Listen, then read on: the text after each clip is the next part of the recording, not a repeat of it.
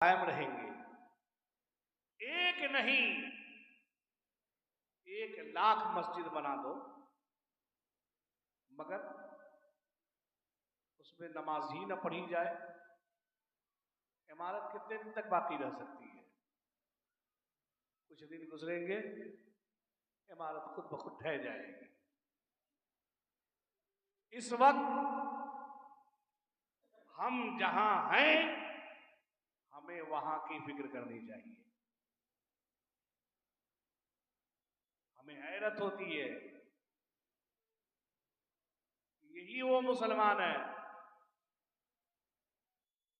जो ईद में भी नजर आते हैं, बकरा ईद में भी नजर आते हैं, जुमा में भी नजर आते हैं, किसी का इंतकाल हो जाए तो नजर आते हैं।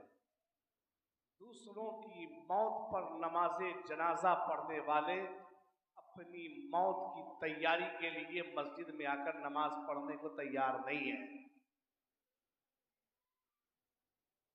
सच ये है,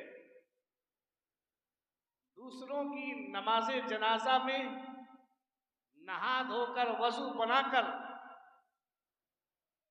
जाकर खड़े तो हो जाना गवारा है, मगर अपनी आखिरत की फिक्र करके पाको साफ होकर बावजू होकर अपनी नमाजों की पाबंदी करना गवारा नहीं है। ये हमारी बेवकूफी नहीं है तो क्या है? ये हमारी बेवकूफी नहीं तो क्या है? और खुसूसी तौर पर और जगहों पे जहां जो कुछ होता हो, आपके रिश्ता में अक्सर जनाजे की नमाज ज्यादातर मस्जिद के इर्द गिर्द ही अदा की जाती है, आसपास ही, ताकि मस्जिद के नमाजी नमाजे जनाजा में शरीक हो सके।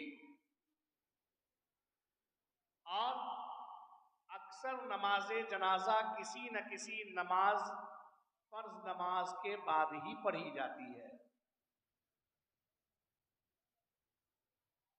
आपने शायद कभी सुना हो कि फजर के बाद नमाज जनाजा है, या तो जोहर बाद, असर बाद, मगरिब बाद, ऐशा बाद, फजर बाद। नहीं सुनते हैं। क्यों भाई? जो इंतकाल मगरिब के वक्त कर गया, अगर ऐशा में उसकी नमाज जनाजा नहीं हो पाई, फजर में हो जाना चाहिए था। लेकिन फजर में तो आप खुद ही बिस्तर पे सोए रहेंगे, तो जनाजा पढ़ेगा कौन? तो नमाज जनाजा जो पढ़ी जाती है अक्सर अपने इलाके में, इसलिए कि बाज जगहों पर कब्रिस्तान के करीब जनाजा की नमाज पढ़ने के लिए जगह बनाई रहती है। बाज जगह पर जनाजे के लिए खास जगह मुकर्रर है, जहां जैसी सहूलतें हैं। मगर हम अपने इलाके को अगर देखें तो अक्सर आपने ऐलान सुना, कभी आप सुनते हैं रूहानी मस्जिद के करीब है? कभी सुनते हैं बड़ी मस्जिद के करीब। इस तरह से मस्जिद के करीब जरूर आप सुनते हैं। क्यों? ताकि फर्ज नमाज की अदायगी के बाद नमाजी नमाजे जनाजा में शरीक हो सके। मगर अफसोस कि समझ के अगर शरीक होते तो कभी ऐसा नहीं हो सकता कि मस्जिद में जमात हो रही हो और जानबूझकर जमात छोड़े और फिर नमाजे जनाजा होने का इंतजार करें। क्यों? नमाजे जनाजा है क्या? तो साहब को पता रहे तब तो ये तो हाजिरी लगाने आए हैं, ये तो भीड़ इकट्ठा करने आए हैं, ये तो अपनी मोहब्बत दिखाने आए हैं कि देखो भैया हम तुमसे मोहब्बत करने वाले हैं, तुम्हारे घर वाले की नमाज जनाजा में हम शामिल हैं। इनको पता है कहां? मियां नमाजे जनाजा अगर आप नहीं पढ़ोगे ना तो आप गुनाहगार नहीं होगे। इसलिए कि नमाज जनाजा फर्ज़े किफ़ाया है। फर्ज़े किफ़ाया उस फर्ज को कहते हैं जिसकी अदायगी किसी एक ने भी कर ली तो सब बड़ी उज़िमा हो गए। समझ में आया कि नहीं? मोहल्ले के एक आदमी ने भी नमाज जनाजा अगर पढ़ लिया तो आप गुनहगार। डर काहे लग रहा बोलने में? हाँ तो जोर से बोलो ताकि समझ में आए। गलत हो तो उसको सही करने के लिए तो हम बैठे हुए हैं। एक ने भी पढ़ लिया तो, हाँ किसी ने नहीं पढ़ा, तब ऐसी सूरत में सब के सब गुनहगार होंगे। मगर जिस जोहर की नमाज के बाद नमाज जनाजा पढ़ी जा रही है या जिस असर की नमाज के बाद नमाज जनाजा पढ़ी जा रही है या मगरिब के बाद जो नमाज जनाजा पढ़ी जा रही है, ये जो मस्जिद में आकर फर्ज सुन्नत वाजिब अदा करने वाले लोग जो अदा कर रहे हैं, ये नमाज ये फर्ज़े किफ़ाया नहीं है। बेटा के पढ़ लेने की वजह से अब्बा का माफ नहीं है, अब्बा के पढ़ लेने की वजह से बेटा के लिए माफ नहीं है, भैया के पढ़ने की वजह से दूसरे भैया का माफ नहीं है। आपको अपनी पढ़नी होगी, आपको अपनी पढ़नी होगी। बाप जो फजर में नमाज पढ़ेगा वो अपने लिए, बेटा जो पढ़ेगा अपने लिए। जनाजा में शरीक होने के लिए आप आए हैं तो ऐसा मुमकिन ही नहीं है कि नापाक हो गया। भाई कोई नमाज जनाजा में तो नापाक शरीक नहीं होता, पाक होके आए हैं। जनाजा पढ़ने के लिए आप आए हैं तो ऐसा तो मुमकिन ही नहीं है कि बगैर वजू के आप आए होंगे। वजू बना के आए हैं।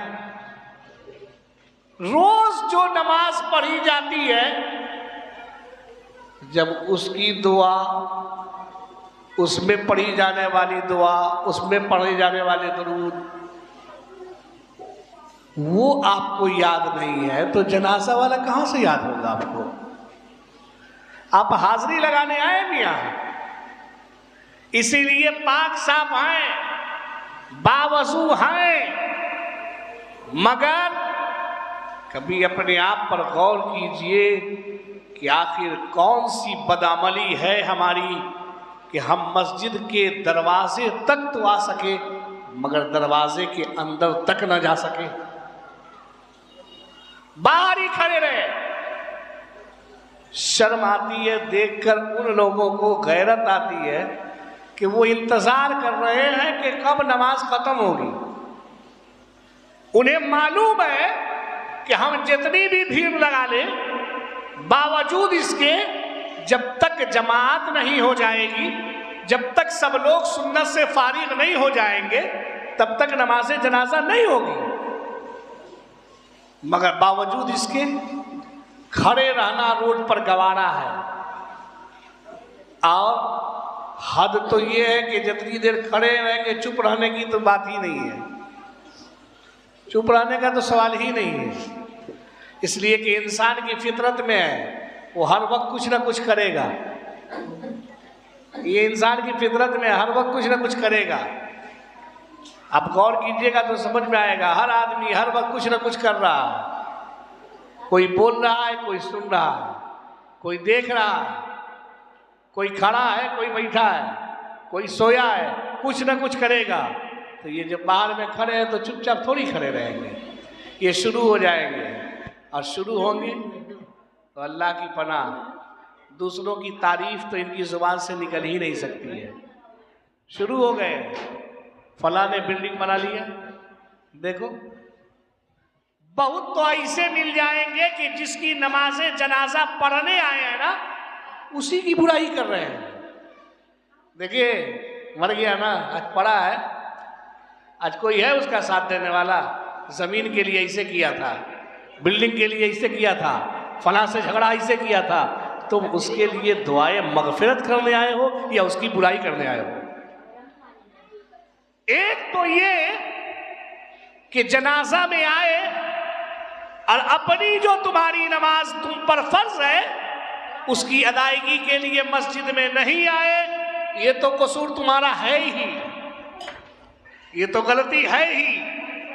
दूसरी गलती ये कि जो जनाजा पढ़ने आए हो वो तुमको पढ़ने भी नहीं आता है, सिर्फ हाजिरी लगाने आए हो।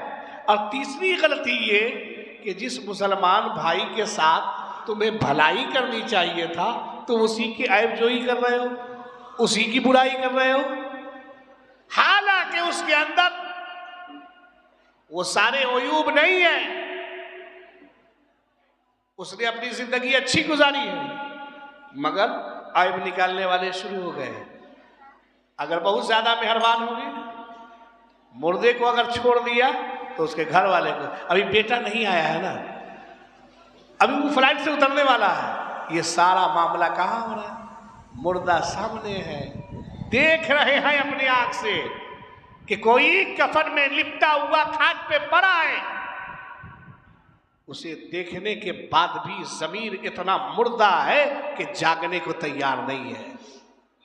मौत देखने के बावजूद मस्जिद के दरवाजे के अंदर दाखिल होना गवारा नहीं है। कौन सा उज्र है इस वक्त? इस वक्त कौन सा मामला है? भाई नहा के आए हो, वजू बना के आए हो, कपड़ा पहन के आए हो नमाज जनाजा के लिए, तो फिर नमाज जनाजा से पहले जो नमाजें पढ़ी जा रही है मस्जिद में, ये तो तुम पर फर्ज है। तुम वो नहीं पढ़ोगे तो गुनाह नहीं होगा, आप पढ़ोगे तो बहुत सवाब मिलेगा। अल्लाह के महबूब सल्लल्लाहु अलैहि वसल्लम ने इरशाद फरमाया, बंदा-ए मोमिन जनाजे की नमाज में शिरकत करे और फिर कब्रिस्तान जाए और मिट्टी दे दे तो अल्लाह ताला उसके नामे आमाल में 2 उहुद पहाड़ का सवाब अता फरमाता है। इतना सवाब को उहुद पहाड़ के बराबर, 2 उहुद पहाड़ के बराबर सवाब अता फरमाता है। तो सवाब तो बहुत है, नेकियां तो बहुत है, मगर बिलफर्ज अगर तुम न पढ़ सको तो तुम पर गुनाह नहीं है, तुम पर गुनाह नहीं है। लेकिन जो जोहर की नमाज तुम पर फर्ज है उसे जो तुम छोड़ रहे हो, इसका गुनाह तो तुम पर होगा, इसका तो जवाब देना होगा। और ये गुनाह छोटा गुनाह नहीं है, ये गुनाह कबीरा है, ये ऐसा गुनाह है कि जब तक तुम तौबा न करो तब तक माफी की गुंजाइश नहीं है। और तौबा कर लेने के बाद भी, तौबा कर लेने के बाद भी नमाज माफ नहीं हो जाएगी। ताखीर जो किए हो, कज़ा जो किए हो, देर जो किए हो अदा करने में, ये गलती माफ होगी।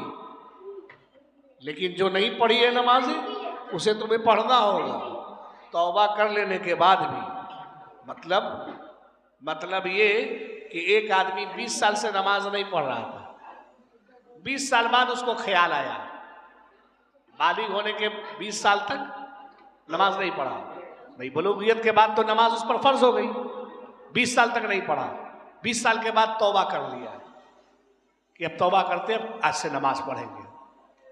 आज से बोलने वाले तो बहुत कम ही लोग हैं, कल से ज्यादा बोलने वाले हैं, इसलिए कि कल होता ही नहीं है, कभी कल नहीं होता है। देखिएगा आप गौर करके, कल होगा ही नहीं। तो आज से बोलने वाले तो शायद ही मिल जाए, सब कल से बोलने वाले मिलेंगे। अब नमाज अगर पढ़ने भी लगे, तौबा भी कर लिया, तो ये जो 20 साल पहले जो नमाजें छोड़ी है ना, वो नमाज माफ नहीं हो जाएगी, बल्कि उसकी कज़ा अदा करना होगा, उसको अदा करना है। हाँ, उसका जो गुनाह आप पर हुआ अल्लाह ताला उस गुनाह को माफ कर देगा, मगर नमाज माफ नहीं हो जाएगी। मियाँ, जो नमाज जनाजा न पढ़ो तो गुनाह भी ना हो, उसके लिए तो तुम नहा के आए, वजू बना के आए, खड़े रहे, इंतजार करते रहे, तो उससे कहीं ज्यादा जरूरी तो ये था कि मस्जिद में आ जाते, अपनी जो तुम्हारी नमाज तुम पर फर्ज है उसकी अदायगी कर लेते। नहीं आएंगे, बाहर खड़े रहेंगे, इंतजार होता रहेगा और एकदम आगे सफ लगाएंगे, वहां आगे सब में खड़े रहेंगे, इस बेचारे को पता ही नहीं है कि नमाज जनाजा वो नमाज है कि जिसके पिछली सफ में रहने वाला ज्यादा सवाब का हकदार होता है। समझ में आया कि नहीं? फर्ज नमाजों में मस्जिद में जो नमाज पढ़ी जाती है वो अगली सफ में इमाम के जितना करीब हो उतना ज्यादा सवाब, और नमाज जनाजा में ठीक उसके बरअक्स जितना पिछले सब में है ज्यादा सवाब का हकदार है। तो तुम्हारे आगे खड़े हो जाने से ऐसा नहीं है कि नेकी का टुकड़ा सर पे लेके जाओगे। पहले तो ये बताओ कि जो नमाज छोड़े हो, जमात होती रही, आवाज तुम्हारे कान तक टकराती रही, यहाँ तक के इमाम अल्लाहु अकबर जो कह रहा है, रुकू सजदा जो कर रहा है, उसकी भी आवाज तुम्हें मिल रही है। मगर अपने आप से पूछो कि आखिर तुम्हारा दिल कितना गंदा हो गया, कितना घिनौना हो गया कि नमाज की बात सुनकर तो मस्जिद नहीं आए, अब तो नमाज की आवाज सुनकर भी मस्जिद नहीं जा पा रहे हो। और तब कहोगे कि फला मस्जिद शहीद हो गई, तो तुमने ही तो करवाया है। जब तक तुम बुज़दिल नहीं बनोगे तब तक गैर तुम पर हावी नहीं होंगे। और दिलेर कैसे रहोगे? हिम्मत, शुजाअत, बहादुरी, दिलेरी दुनिया के मालो जर से नहीं पैदा होती, अल्लाह की इबादत से पैदा होती है। जिसका ईमान जितना मजबूत होता है वो इतना बहादुर होता है, वो उतना दिलेर होता है, वो उतनी हिम्मत वाला होता है। दौलत की बुनियाद पर हिम्मत नहीं है। वरना तारीख उठाकर देख लो, जिन्हें शेरे खुदा कहते हो, दामादे पैगंबर है, असदुल्लाह, अल्लाह का शेर। तो अल्लाह का शेर है जिसकी बहादुरी का ये आलम कि सिर्फ 2 उंगली से खैबर उखाड़ के फेंक दे। वो बहुत बड़े दौलतमंद नहीं थे, अल्लाह के नबी सल्लल्लाहु अलैहि वसल्लम के घर में परवरिश पाने वाले। यहां तक के जिनके घर का ये हाल कि घर में एक वक्त चूल्हा जले तो दूसरे वक्त न जले, मगर हिम्मत और शुजाअत और बहादुरी और दिलेरी का ये आलम है कि शेरे खुदा के नाम से कल भी जाने जाते थे, आज भी जाने जा रहे हैं, सुबह कयामत तक जाने जाएंगे। तो हिम्मत और शुजाअत, बहादुरी, दिलेरी दौलत की बुनियाद पर नहीं है, बल्कि ईमानी कुव्वत की बुनियाद पर है, ईमानी ताकत की बुनियाद पर है।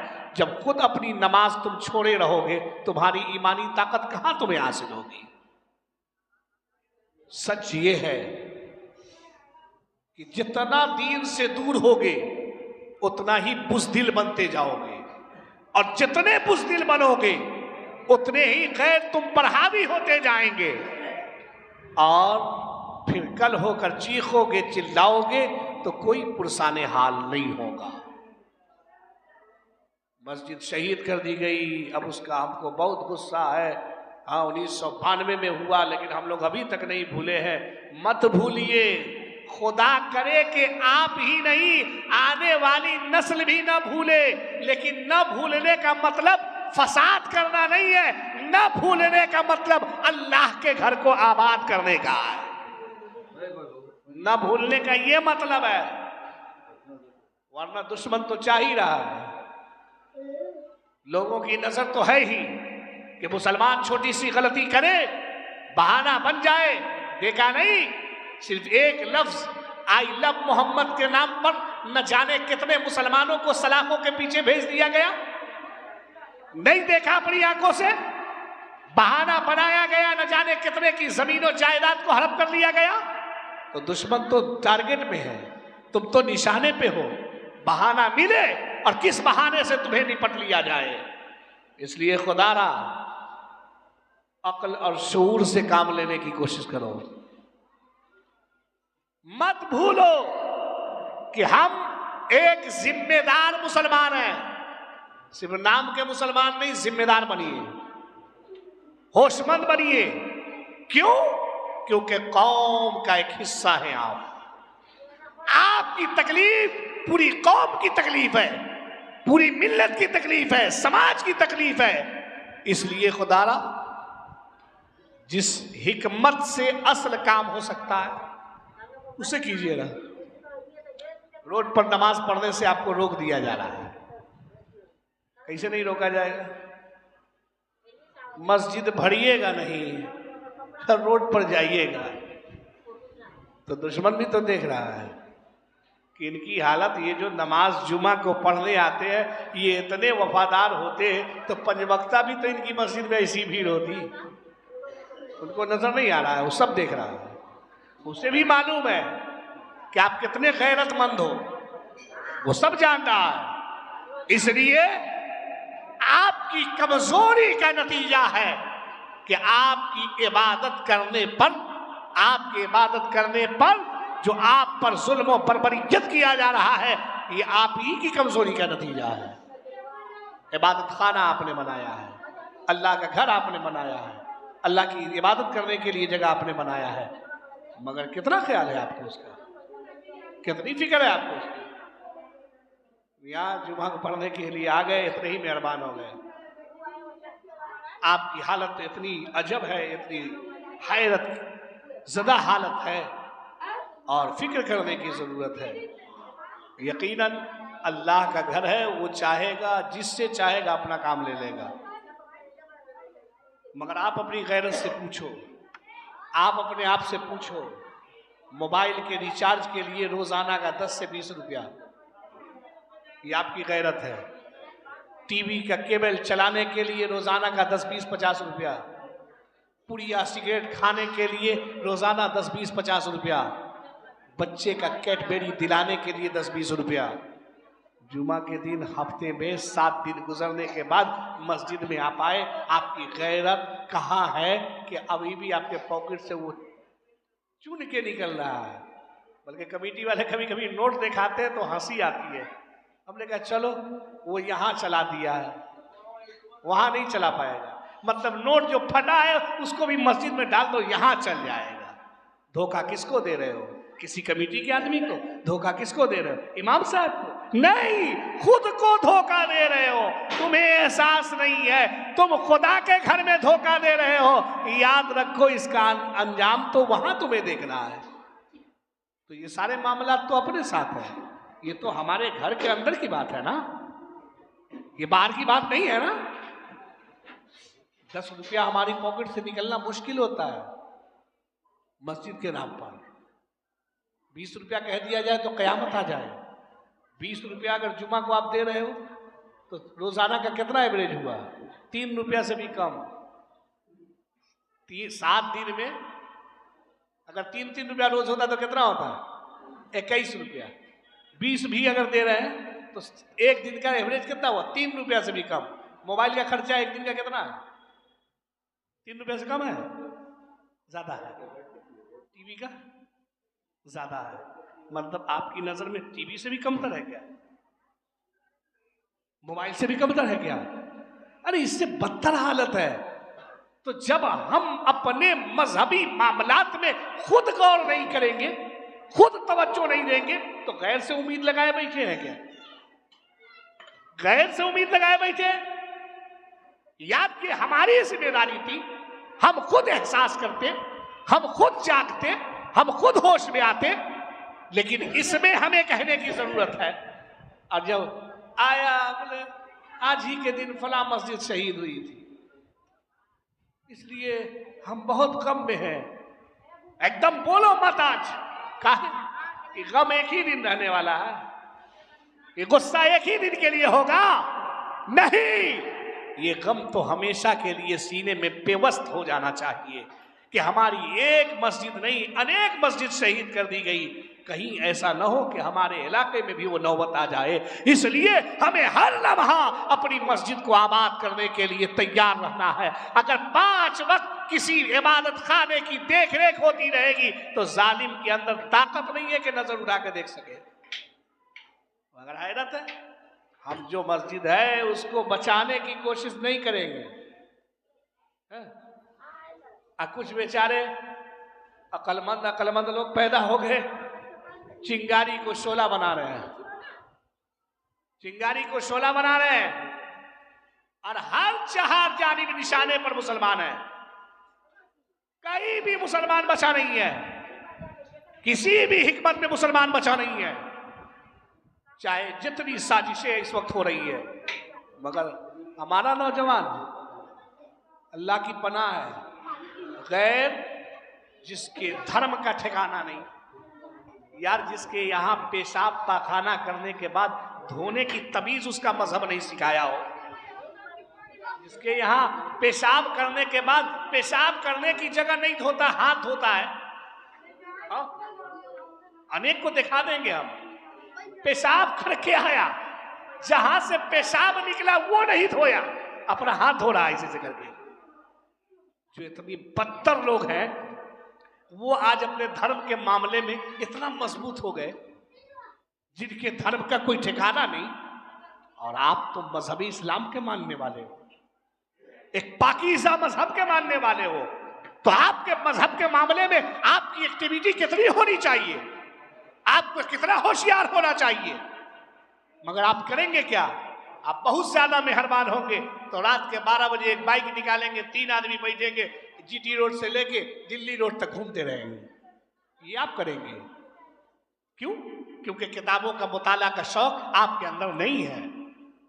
नहीं है आपके घर में कोई इस्लामी किताब, नहीं आपने पढ़ना सीखा, इसलिए कि आपका कसूर तो बाद में है, आपके अब्बा ने ऐसा सिखाया ही नहीं। आपने कभी अपना दीन सीखने और समझने की कोशिश भी नहीं की, वरना हर जबान में आपकी किताबें मौजूद है, हर जबान में आपकी किताब मौजूद है, मगर आप अपना दीन नहीं सीखेंगे। तो जब ईमानी जज्बा अंदर से बेदार नहीं होगा तो ताकत के बलबूते पर कभी फतह नहीं मिलती है।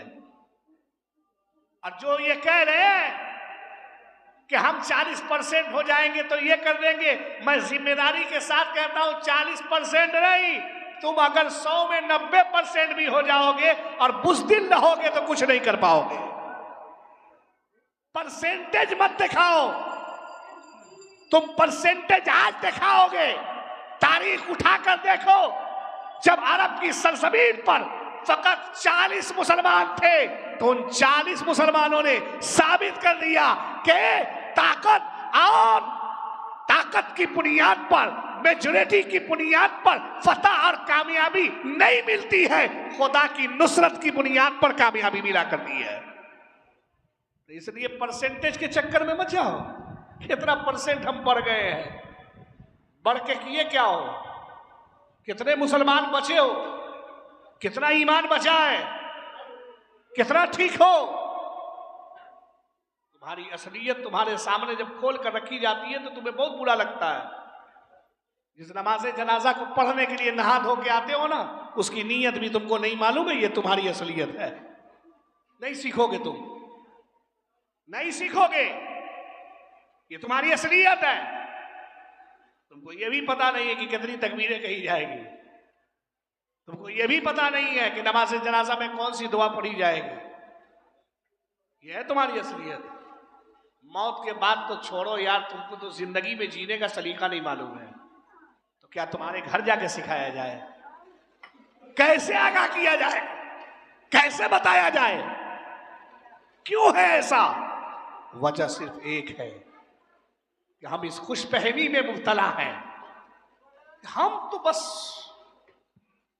मरेंगे डायरेक्ट एकदम जन्नत है हमारे लिए। अच्छा, इतना आसानी से काम किए हो दोज़ख का, जन्नत के हो उम्मीदवार, कसरे जन्नत तो बना है पारसा के वास्ते, तुमको पता कहाँ है? भी होश के नाखून ले, और ख़ास तौर से जवान तबका, ये जवानी बड़ी कीमती है। गैर अपनी जवानी को अपने दीन और अपने मजहब के लिए लगा रहे हैं, और तुम अपनी जवानी का मजाक खुद ही उड़ा रहे हो, अपनी जवानी को खुद से बर्बाद कर रहे हो। हर कौम में कौम का जवान जो होता है उसकी बुनियाद पर कौम की हिम्मत होती है, मगर मुस्लिम कौम में जितने जवानों को देखिए ना, कितने फीसद आपको मिल जाएंगे? मस्जिद में नमाजी क्या फीसद मिल जाएगा? अल्लाह की पनाह, क्या किया जाए इनको? ओड़ा मार के लाया जाए। तो अगर दौर होता हजरत उमर फारूक का, फिर तो पर कोड़े भी बरसाए जाते हैं। दौड़ के आते हैं मस्जिद में, होश नहीं है, आंखें नहीं खुल रही है, इस गुमान में मत रहो कि वो अयोध्या में मस्जिद थी, टूट गई। नहीं, जिस मस्जिद की हालत तुम बर्बाद करोगे, पहले बुनियाद तुम उखाड़ते हो, बाद में हमला गैरों की तरफ से। अपने इबादत खानों की इज्जत, उसका एहतराम पहले तुम्हें करना होगा। उसका एहतराम तुम्हारे लिए जरूरी है, तुम पर लाजिम है, न कि गैर पे। मगर हालत क्या है? मस्जिद का एहतराम होता है, अल्लाह की पनाह है, अल्लाह की पनाह है। इतनी बड़ी आबादी में हम रहते हैं, कम लोग हैं, जो मस्जिद का एरिया है, कम लोग हैं इस इलाके में। एक एक घर में 10-10 आदमी निकलेगा, खूब कम तो 10 आदमी, 8 आदमी, 7 आदमी है, 2-4 तो एकदम श्योर है। तो एक एक घर पर अगर एक एक आदमी जोड़ा जाए, अभी दावत दे दिया जाए, दावत दे दिया जाए मस्जिद से कि कल जो है जोहर के बाद हर घर से एक एक आदमी की दावत है, अब बिरयानी का डेग चढ़ा दिया जाए, फिर खुद ब खुद अंदाजा हो जाएगा कि कितने मुसलमान मोहल्ले में रहते हैं जिनकी नजर में बिरयानी की कद्र हो और इबादत की कद्र ना हो। वो नाम के मुसलमान हो सकते हैं, काम के नहीं हो सकते हैं। इतनी बड़ी आबादी होने के बावजूद अगर हम नहीं जाग रहे हैं, हम नहीं होश में आ रहे हैं, तो फिर कर क्या रहे हैं?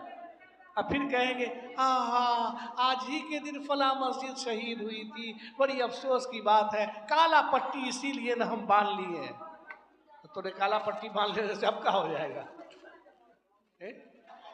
अब क्या कर लेगा? कि तू काला झंडा लहराई कि अब क्या कर लेगा? जो है उसको बचा नहीं पा रहा, जो है उसको आबाद नहीं रख रहा। अच्छा, और खास तौर से बंगाल में इस वक्त तो खास नजर है, और उसमें भी मुसलमान पर खास नजर है। तुम क्या समझते हो कि हम यहां बैठे हैं बस? नहीं, तुम्हारे हर हरकत पे लोगों की नजर है। इसलिए इस गुमान में न रहो, फिक्र करो, अल्लाह के बंदे हो, मजहब इस्लाम के मानने वाले हो। अल्लाह का शुक्र है कि अल्लाह ने तुम्हें दीन इस्लाम के करीब रखा। अल्लाह का शुक्र है कि अल्लाह ने तुम्हें ईमान की दौलत दी। अल्लाह का एहसान है कि तुम मुसलमान हो, तो मुसलमान होने का हक भी अदा करो। खूब फिक्र किया अपने कारोबार के लिए, अपने घर के लिए, अपने जमीन के लिए, अपने जायदाद के लिए, कभी फिक्र करो ना। सिर्फ साल में एक दिन जो है सो वो गम का दिन मना लेने से ब्लैक डे हो गया, और ये काला दिन है, और ये सादा दिन कर लेने से कुछ होने जाने वाला नहीं है, कुछ नहीं होने जाने वाला। हाँ, आने वाली नस्ल को पढ़ाने की जरूरत है, बताने की जरूरत है, तारीख समझाने की जरूरत है कि थी हमारी कोई मस्जिद जिस पर पहले ताला लगाया गया, थी हमारी कोई मस्जिद जिसको पहले ताला लगाने के बाद मिस्मार किया गया, थी हमारी कोई मस्जिद जिस पर मुकदमा दायर हुआ, थी हमारी कोई मस्जिद जिसका फैसला आया, थी हमारी कोई मस्जिद के फैसले में ऐसा से ऐसा आया, उस फैसले को देखकर थी हमारी मस्जिद जिसका गम आज भी हमारे दिल में है। ये आने वाली नस्ल को पढ़ाने की जरूरत है, बताने की जरूरत है, ताकि आने वाली नस्ल बुज़दिल ना बने, बल्कि होशियार, अक्लमंद बने, शऊरमंद बने, और अपने दीन के मामले में मर मिटने का उसके अंदर जज्बा पैदा हो। तो ये पढ़ाओगे तब ना, ये बताओगे तब ना। तो ये नहीं करेंगे, सिर्फ ब्लैक डे मनाएंगे, तो कुछ ब्लैक डे से कुछ नहीं होगा, कुछ नहीं होगा। करो, मांगो उस परवरदिगार से रो उस रब तबारक व तआला के सामने, गिड़गिड़ाओ उस परवरदिगार के सामने। मौला एक घर था तेरा जिसकी हम हिफाजत ना कर सके, हम नहीं बचा सके। मौला हम कमजोर हैं, हम नातवा हैं, हम मजबूर हैं, हम लाचार हैं, हम बेबस हैं। जालिम जुल्म पे तुला है, हासिद हसद पे तुला है। इस वक्त हम जुल्म के शिकार हो रहे हैं। मौला हम मजलूम हैं, हम पर जुल्मों पर बरियत किया जा रहा है। हमारा कोई पुरसाने हाल नहीं है, हमारा कोई मददगार नहीं है। ऐसी सूरत में मांगो उस परवरदिगार के सामने, झुकाओ अपनी पेशानी को, रो गिड़गिड़ाओ और उस परवरदिगार से मदद मांगो। याद रखो वो रब्बुल आलमीन वही है कि जब उसने चाहा तो अबाबील चिड़िए के जरिए से अपने घर काबतुल्लाह की हिफाजत करवा ली है। ये उसकी मर्जी पे मौकूफ है। इसलिए उसके सामने जब रोगे गिड़गिड़ाओगे तो तुम्हारी भी मदद होती नजर आएगी। रहा सवाल कि जब जैसा वक्त होगा फिर उसके मुताबिक हमको चलना होगा। हम हर वक्त सिर्फ सजदा रेज ही होके नहीं रहेंगे। हमारे यहाँ सिर्फ नमाजी नहीं होता, हमारे यहाँ गाजी भी होता है। हमारे यहाँ सिर्फ नमाजी नहीं होता, हमारे यहाँ शहीद भी होता है। मगर फिल वक्त हमें मैदान में जाकर जंग करने की जरूरत नहीं है। इस वक्त होश के नाखून लेने की जरूरत है, आंख खोल के जीने की जरूरत है। और खास तौर से नौजवानों को ज्यादा होशियार रहने की जरूरत है। एकदम तुम ही निशाने पे रहते हो और पढ़े लिखे को और ज्यादा जरूरत है। समझ में आया कि नहीं? पढ़ा लिखा और ज्यादा टारगेट पे है। इस पर एक ऐसा दाग लगा दो कि जिंदगी में फिर कोई ऐसी सरकारी नौकरी इसको न मिल सके। एकदम फंसाओ इसको और फिर दौड़ाओ। तो इसलिए शऊरमंदी से, अक्लमंदी से आने वाला दिन गुजारने की कोशिश कीजिएगा। जिम्मेदारी थी अपनी कि आपको होशियार कर दे। समझ में आई बात कि नहीं आई?